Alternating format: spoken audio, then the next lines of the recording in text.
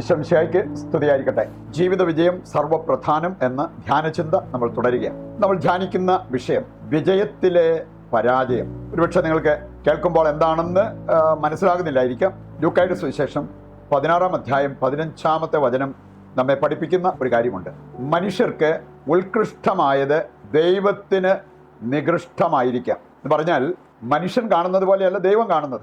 മനുഷ്യൻ ഭാഗ്യമെന്ന് വിളിക്കുന്നത് ദൈവം ദൗർഭാഗ്യമായിട്ട് കണ്ടെന്ന് വരും. അതുകൊണ്ടാണ് ഞാൻ പറഞ്ഞത് വിജയത്തിലെ പരാജയം.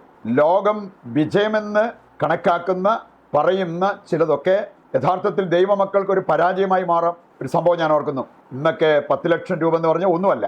എന്നാൽ വർഷങ്ങൾക്ക് മുമ്പ് അത് വലിയൊരു തുകയായിരുന്നു. വർഷങ്ങൾക്ക് മുമ്പ് ഒരുവന് ലോട്ടറി അടിച്ചു. 10 ലക്ഷം രൂപയും മാരുതി കാറും. അന്നത്തെ സാഹചര്യത്തിൽ അത് വലിയൊരു തുകയായിരുന്നു, വലിയൊരു നേട്ടമായിരുന്നു. അയാളെ ഭാഗ്യവാനെന്ന് പലരും വിളിച്ചു. പക്ഷേ പിന്നീട് സംഭവിച്ച ഒരു കാര്യം, അദ്ദേഹം ഒരു മെഡിക്കൽ ഷോപ്പ് നടത്തിക്കൊണ്ട് പോയിരുന്ന വ്യക്തിയാണ്.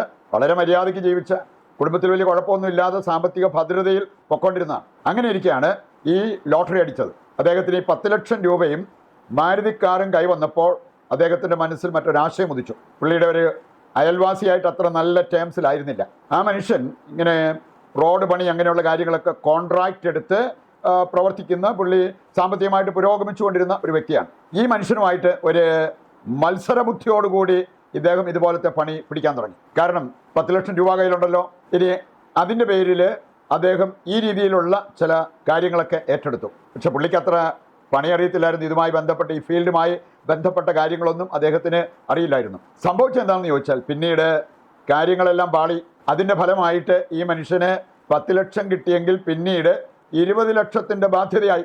കാരണം തിരിച്ചും മറിച്ചുമൊക്കെ കാര്യങ്ങൾ മുമ്പോട്ട് കൊണ്ടുപോകാൻ അദ്ദേഹം പരിശ്രമിച്ചു. അത് വലിയ ബാധ്യതയിൽ കൊണ്ട് എത്തിച്ചു. 10 ലക്ഷം കൈവന്നിട്ട് 20 ലക്ഷത്തിൻ്റെ ബാധ്യതയിലേക്കാണ് അത് നയിച്ചത്. ലോട്ടറി അടിച്ച കാലത്ത് എല്ലാവരും പറഞ്ഞ, അല്ലെ അദ്ദേഹത്തെ നോക്കി പലരും പറഞ്ഞ ഒരു കാര്യമുണ്ട്, ഇവൻ ഭാഗ്യവാൻ. അതവന് ഭാഗ്യമായിരുന്നില്ല എന്നുള്ളത് പിന്നീട് മനസ്സിലായി. അതാണ് ഞാൻ പറഞ്ഞത്, വിജയമെന്ന് ലോകം കരുതുന്ന ചിലതൊക്കെ നമുക്ക് ദൈവമക്കൾക്ക് വിജയമാകണമെന്നില്ല. യഥാർത്ഥ വിജയം, യഥാർത്ഥ ഭാഗ്യം എവിടെയാണ് എന്നുള്ളത് ദൈവത്തിൻ്റെ വചനം നമ്മെ പഠിപ്പിക്കുന്നത് കാണാൻ പറ്റും. അത് മനസ്സിലാക്കാൻ ഏതാനും ചില കാര്യങ്ങളിലൂടെ നമ്മുടെ ശ്രദ്ധ കടത്തിക്കൊണ്ടു പോകുന്നത് നല്ലതാണ്. ഒന്നാമത്തെ കാര്യം, ശരിയെന്ന് നമുക്ക് തോന്നുന്നത് ശരിയായിരിക്കണമെന്നില്ല. ശരിയെന്ന് കൂട്ടുകാർ പറഞ്ഞെന്ന് വിചാരിച്ച് അത് ശരിയായിരിക്കണമെന്നില്ല.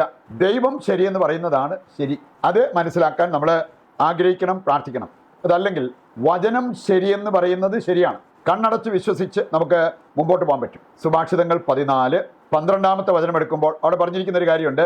ശരിയെന്ന് നിനക്ക് തോന്നുന്നത് ഒരുപക്ഷെ നിന്നെ മരണത്തിലേക്ക് നയിക്കുന്നതാകാം. വെളിപാട് പുസ്തകം 3-ാം അധ്യായം 17-ാമത്തെ വചനം അവിടെ പറഞ്ഞിരിക്കുന്നത്, നീ വിചാരിക്കുന്നു നീ ധനികനാണെന്ന്, നീ വിചാരിക്കുന്നു നീ അറിവുള്ളവനാണെന്ന്. പക്ഷെ നീ അറിവുള്ളവനല്ല, നീ കാഴ്ചയുള്ളവനല്ല, നീ അന്ധനാണ്, നീ ദരിദ്രനാണ്. ശരിക്കും നിനക്ക് സമ്പന്നതയുണ്ടാകാൻ നീ എൻ്റെ പക്കലേക്ക് തിരിയുക, കാഴ്ച ലഭിക്കാൻ നീ എൻ്റെ പക്കലേക്ക് തിരിഞ്ഞ് അഞ്ചനം എൻ്റെ കയ്യിൽ നിന്ന് വാങ്ങുക. പറയുണ്ട്, ശരിയെന്ന് നാം കരുതുന്നത്, സമ്പത്തെന്ന് നാം കരുതുന്നത്, സൗഭാഗ്യമെന്ന് നാം കരുതുന്നത് ആയിരിക്കണമെന്നില്ല. ശരിയായത് കണ്ടെത്താനും അത് നേടിയെടുക്കാനുമുള്ള ഒരു പ്രയത്നം നമ്മുടെ ഭാഗത്തു നിന്ന് വരണം. അപ്പോഴാണ് യഥാർത്ഥ വിജയം, ജീവിത വിജയം നമുക്ക് കൈവരിക്കാൻ സാധിക്കുക. രണ്ടാമതൊരു കാര്യം, ഭാഗ്യമെന്ന് നാം വിചാരിക്കുന്നതും പറയുന്നതുമായിട്ടുള്ള ചില കാര്യങ്ങൾ ഭാഗ്യദോഷമാകാം. അതിന് 1-2 ബൈബിൾ കഥാപാത്രങ്ങളെ എടുത്താൽ നമുക്ക് മനസ്സിലാവും. 1 രാജാക്കന്മാർ 13-ാം അധ്യായം ആദ്യ വചനങ്ങൾ വായിക്കുമ്പോൾ അവിടെ നമ്മൾ കാണുന്നത്, ജെറൊബോവാം രാജാവിന് അത്ഭുതകരമായ ഒരു സൗഖ്യം ഉണ്ടായി. ആരും പറയും അവൻ ഭാഗ്യവാൻ.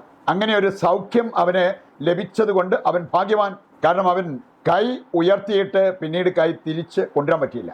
അവൻ്റെ കൈ മരവിച്ചിരുന്നു. ഒരു ദൈവ പുരുഷനെതിരെ അവൻ കൈ ഉയർത്തിയതാണ്. പിന്നീട് അവൻ തിരിച്ചെടുക്കാൻ നോക്കിയപ്പോൾ പറ്റുന്നില്ല. നമ്മൾ കാണുന്നു, ഈ ജെറൊബോവാം രാജാവ് അദ്ദേഹം എളിമപ്പെട്ട് ദൈവപുരുഷനോട് പറയുന്ന ഒരു രംഗം ഇവിടെ കാണുന്നുണ്ട്. എനിക്ക് വേണ്ടി നിന്റെ ദൈവത്തോട് നീ പ്രാർത്ഥിക്കുക. ഇവൻ ഉണ്ടാക്കി വെച്ച ബിംബത്തെ ആരാധിച്ചാൽ ഇവന് സൗഖ്യം ഉണ്ടാകണമെന്നില്ല എന്നവന് മനസ്സിലായി. നിന്റെ ദൈവത്തോട് പ്രാർത്ഥിക്കുക, എനിക്ക് സൗഖ്യം ലഭിക്കാൻ. ദൈവപുരുഷൻ പ്രാർത്ഥിച്ചു, അവന് സൗഖ്യം ലഭിച്ചു. അത് ഒരു ഭാഗ്യമായിട്ട് ആരെങ്കിലും കരുതാതിരിക്കുമോ? പക്ഷെ നമ്മൾ കാണുകയാണ്, ഇങ്ങനെ ഒരു ഭാഗ്യം ലഭിച്ചെങ്കിലും പിന്നീട് ജെറൊബോവാമിനെക്കുറിച്ചും അവൻ്റെ കുടുംബത്തെക്കുറിച്ചും ദൈവം പ്രഖ്യാപിച്ചൊരു കാര്യം തൊട്ടടുത്ത അധ്യായത്തിലുണ്ട്. 1 രാജാക്കന്മാർ 14-ാം അധ്യായത്തിൻ്റെ 10 മുതൽ വായിക്കുമ്പോൾ അവിടെ പറഞ്ഞിരിക്കുന്നത്, ജെറൊബോവാമിനെയും അവൻ്റെ കുടുംബത്തെയും ഞാൻ ചപ്പ് ചവറ് പോലെ കത്തിച്ച് ചാരമാക്കും. തൊട്ട് മുമ്പുള്ള അധ്യായത്തിൽ നമ്മൾ കണ്ടത് വളരെ ഭാഗ്യമെന്ന് പറയാവുന്ന ഒരു രോഗസൗഖ്യം. തൊട്ടടുത്ത അധ്യായത്തിൽ പറഞ്ഞിരിക്കുകയാണ്, അവനെയും അവൻ്റെ കുടുംബത്തെയും ചപ്പ് ചവറ് പോലെ ഞാൻ കത്തിച്ച് ചാരമാക്കും. പറയുണ്ട് ഈ ഭാഗ്യം അധികം നിലനിന്നില്ല. പറയുണ്ട് ലോകം ഭാഗ്യമെന്ന് പറയുന്നത് ശരിക്കും ഭാഗ്യം ആയിരിക്കണമെന്നില്ല. ദാനിയേലിന്റെ പുസ്തകം 4-ാം അധ്യായം എടുത്താൽ അവിടെ നമ്മൾ കാണുന്ന മറ്റൊരു രാജാവുണ്ട്, നെബുക്കദ്നേസർ രാജാവ്. അദ്ദേഹം ബാബിലോൺ പട്ടണം നിർമ്മിച്ചു. അതിമനോഹരമായിട്ട് പ്രൗഢഗംഭീരമായ ഒരു പട്ടണം. നമുക്ക് അങ്ങനെ ഒരു വീട് വെക്കാനോ പട്ടണം പണിയാനോ ഒക്കെ സാധിച്ചു കഴിഞ്ഞാൽ എപ്പോഴും നമ്മളത് വലിയ ഭാഗ്യമായിട്ട് കാണും. ഈ പട്ടണത്തെക്കുറിച്ച് വർണ്ണിച്ചുകൊണ്ടിരുന്ന നെബുക്കദ്നേസർ രാജാവിന് സ്വർഗത്തിൽ നിന്നൊരു സ്വരം കേൾക്കേണ്ടി വന്നു.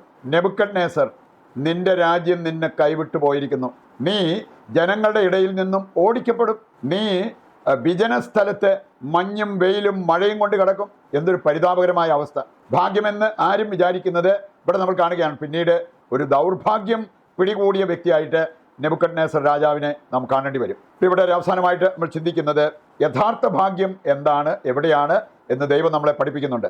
മത്തായി 16-ന്റെ 16-ഉം 17-ഉം വചനങ്ങൾ വായിച്ചാൽ ദൈവത്തിൽ നിന്നും വെളിപ്പെടുത്തൽ ലഭിച്ചതാണ് യഥാർത്ഥ ഭാഗ്യം. പത്രോസിനോട് കർത്താവ് പറഞ്ഞത്, നീ ഭാഗ്യവാൻ, കാരണം നിനക്ക് ഈ വെളിപ്പെടുത്തൽ ലഭിച്ചത് സ്വർഗസ്ഥനായ എൻ്റെ പിതാവിൽ നിന്നാണ്. ജെറമിയ 17-ന്റെ 7 വായിച്ചാൽ ദൈവത്തിൽ അടിസ്ഥാനമിട്ട് ജീവിക്കുന്നതാണ് ഏറ്റവും വലിയ ഭാഗ്യം. കർത്താവിൽ ആശ്രയിക്കുന്നവരെ കുറിച്ച് അവിടെ പറഞ്ഞിരിക്കുന്നത് ആറ്റുതീരത്ത് നട്ട വൃക്ഷം പോലെയാണ്.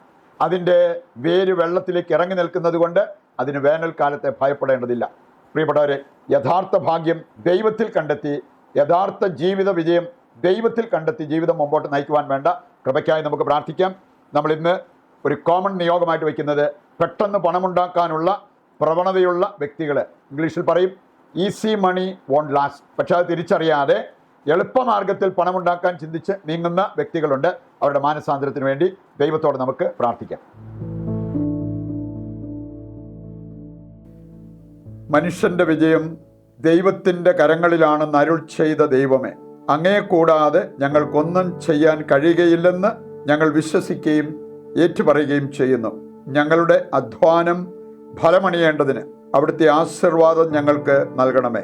ഞങ്ങളുടെ എല്ലാ പ്രവൃത്തികളും ദൈവവിചാരത്തോടെ ആയിരിക്കാനും ഞങ്ങളുടെ എല്ലാ സംരംഭങ്ങളും വിജയം കാണാനും അങ്ങയുടെ സഹായവും സംരക്ഷണവും ഞങ്ങൾക്ക് നൽകണമേ. പരാജയത്തിന് വഴി തുറക്കുന്ന അഹങ്കാരവും മറ്റു പാപപ്രവൃത്തികളും വെടിഞ്ഞ് ദൈവാശ്രയത്വത്തിലും പരസ്നേഹ പ്രവൃത്തികളിലും വേരുപാകി അടിയുറയ്ക്കാൻ ഞങ്ങളെ സഹായിക്കണമേ. മറ്റെന്തിനേക്കാൾ ഉപരിയായി ജീവിത വിജയം ലക്ഷ്യമാക്കാനും അങ്ങയുടെ സഹായത്താൽ അത് കൈവരിക്കാനും ഞങ്ങൾക്ക് കഴിയട്ടെ. ആമേൻ. ഇതിൻ്റെ എല്ലാ ആവശ്യങ്ങളും ഇന്നത്തെ നമ്മുടെ എല്ലാ പ്രവർത്തനങ്ങളെയും ദൈവകരങ്ങളിൽ ഏൽപ്പിച്ച് താഴ്ന്ന സ്വരത്തിൽ കർത്താവിനെ സ്തുതിച്ചുകൊണ്ട് ദിവ്യകാരുണ്യത്തിൻ്റെ ആശീർവാദം സ്വീകരിക്കുവാനും നമുക്ക് ഒരുങ്ങാം. യേശുവേ നന്ദി. Hallelujah, hallelujah. കർത്താവേ, ഇന്നേ ദിനം അങ്ങയുടെ പക്കലേക്ക് ഞങ്ങൾ ഉയർത്തുന്ന എല്ലാ പ്രാർത്ഥനാ വിഷയങ്ങളും അവിടുന്ന് കൈക്കൊള്ളണമേ. ഈശോയെ, അവിടുത്തെ അനുഗ്രഹത്താൽ ഞങ്ങളുടെ ജീവിതം വിജയം കാണുവാൻ അങ്ങ് വരുത്തണമേ എന്ന് ഞങ്ങൾ പ്രാർത്ഥിക്കുന്നു. Hallelujah, hallelujah, hallelujah. യേശുവേ നന്ദി, യേശുവേ നന്ദി.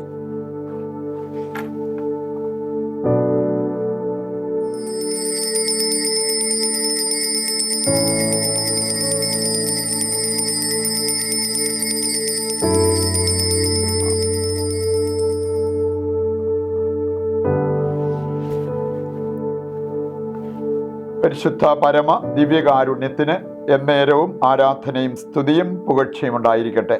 ഈശോ മിശിഹായ്ക്ക് സ്തുതിയായിരിക്കട്ടെ. ദൈവം നിങ്ങളെ സമർത്ഥമായി അനുഗ്രഹിക്കട്ടെ.